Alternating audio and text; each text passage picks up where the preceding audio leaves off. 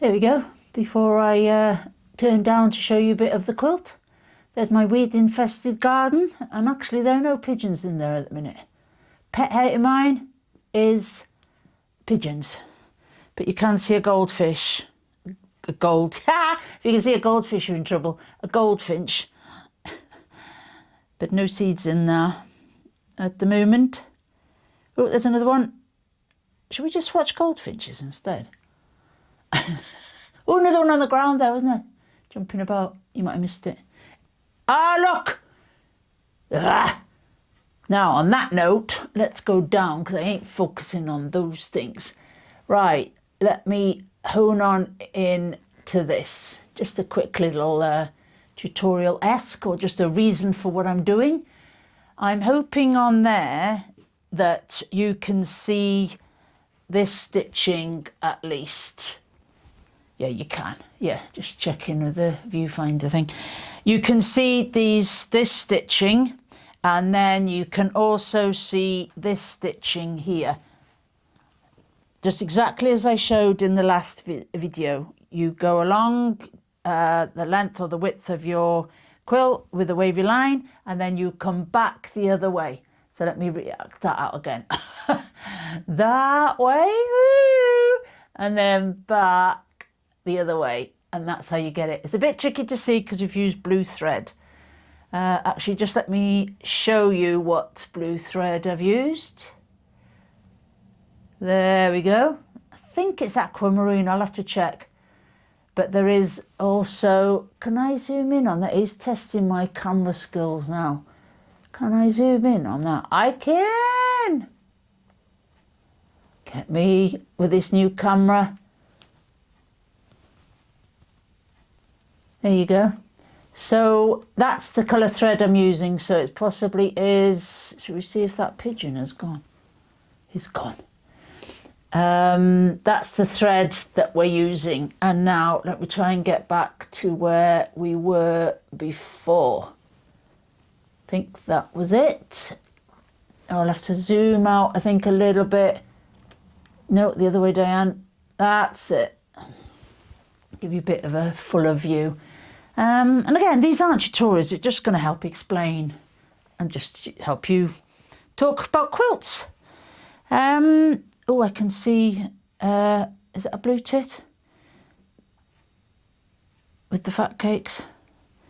Anyway, distraction. So what I've discussed with Christine is, if you look from, there's some stitching intercrossing there, okay? And then up on the first row, there's some, one of the intersections is there. Now the gap between that stitching and that one is quite a bit. You can see my hands not even touching both intersections, and that's way too big a gap. They do like a hand width, but not like 2 hand widths. That's not on. Yeah, because that is basically 2 hand widths. So that's way too big a gap. For those of you who are fairly new to quilting, the wadding that you're using will tell you how wide apart your stitching can be, but on the whole, it's usually over. You've usually got a minimum of 4 inches, because otherwise what can happen is the wadding in between all stitching can start to fall apart with washes and stuff like that. That's the theory behind it. So because the Quilts for Care levers like there to be a gap of a hand width apart, that's what I'm trying to aim for, but here it's too big. So what Christine and I have decided, and I'm going to put a little photo on the side to show you here, because I did a little like mock-up on the computer in the Canva app. God bless Canva, because it helped. I love using Canva in these mock-ups so I can show clients what I've got in my head and the reasons why I do what I do. So I think it's quite a good way for me to communicate when my words maybe are getting muddled or it's hard to explain.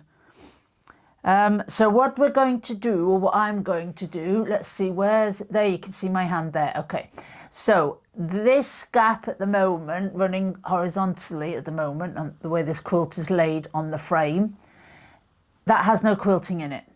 So what I've suggested we do, and you'll be able to see from the photo I've overlaid as well, is we're going to do, well, I'm going to do some wavy line, do exactly the same design going through here, the wavy line going up one way, and then the wavy line intersecting it coming back the other way, but a lot smaller, not so big, and yeah, not so big, a lot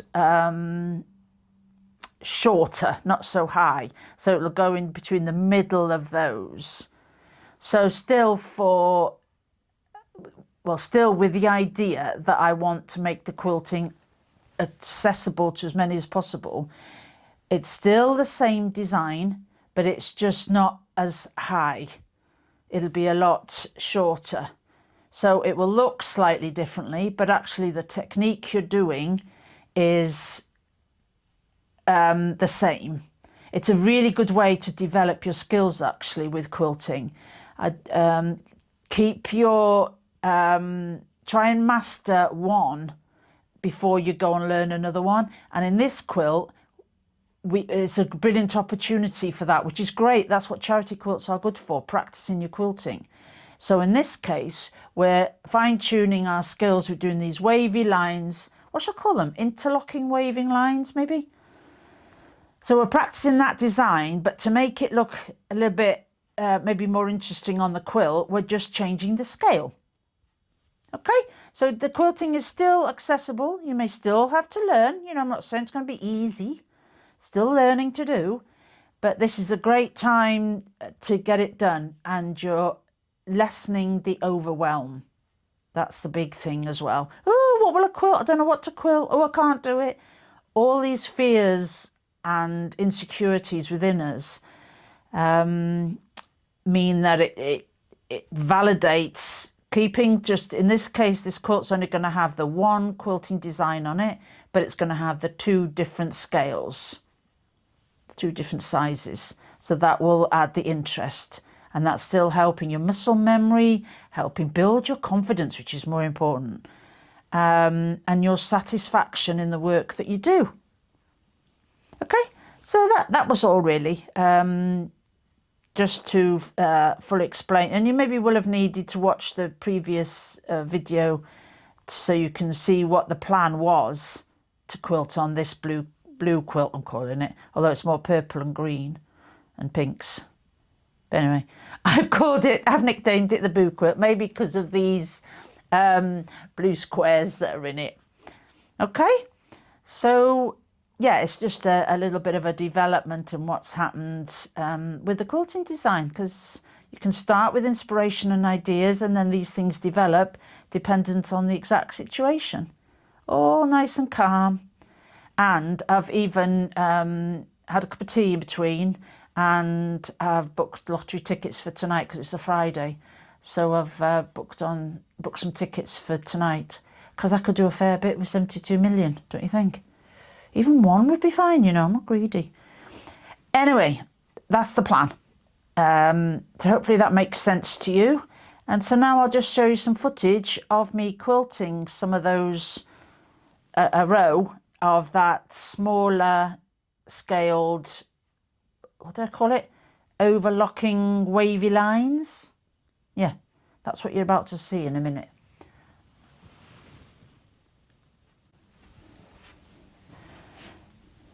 Hi, back onto the quilter course.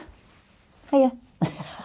As I mentioned, I think before, I always try to at least run my finger over a design before I actually quilt it. So again, it's just taking the time to slowly adapt your brain to what you're asking of it.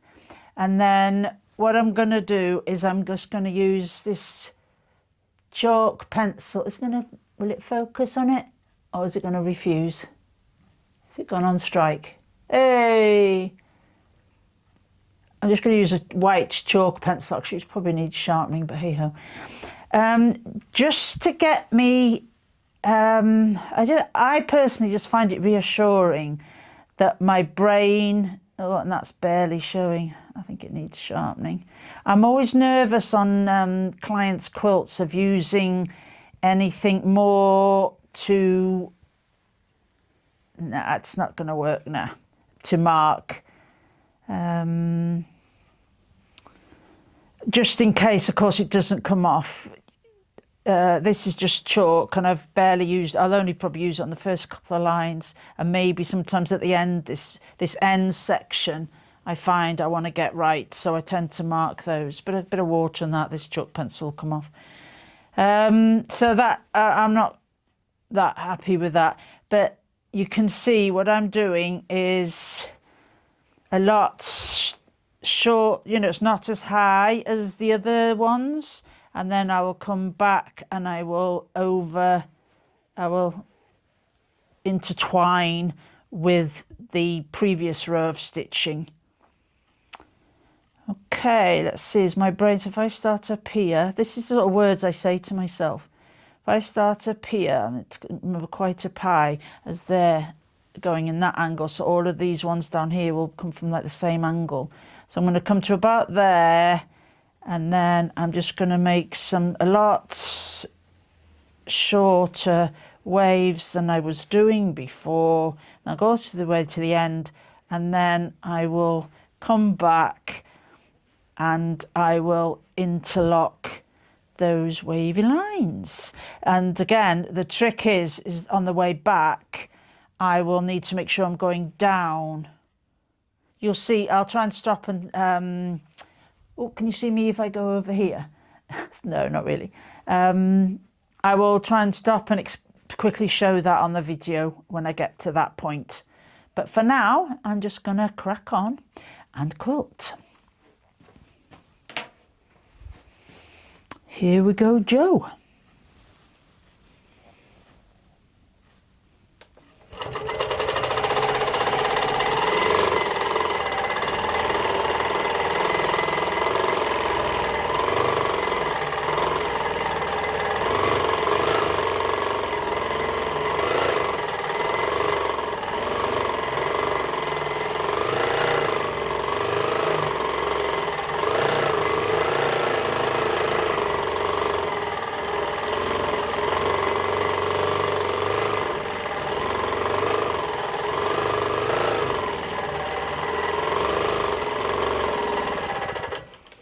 Okay, so there I've stopped at the going up.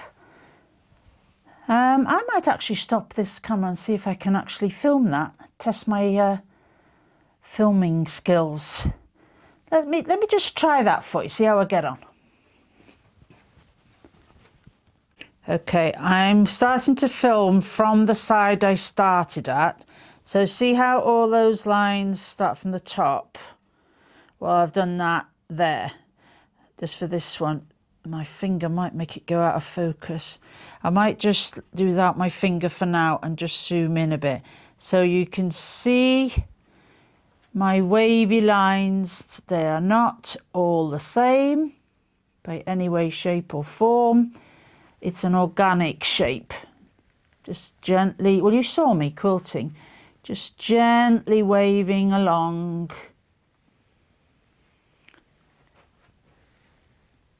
There we go. Oh, who doesn't like a quick zoom in? Can I get that to focus, do you think? Go on, you're going to focus? Will you? I might just delete this bit. No, it's not happy.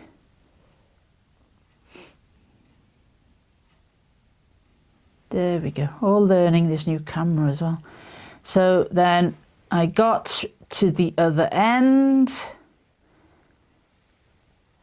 And then I went up as such there. So now when I come back to do the interlocking, I am going to come down to here, because this is all in the wadding, this will get cut off.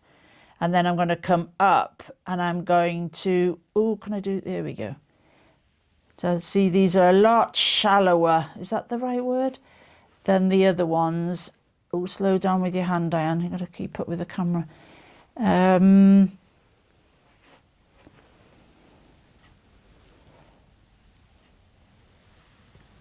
So this one I need to end going down there, because that one started with up.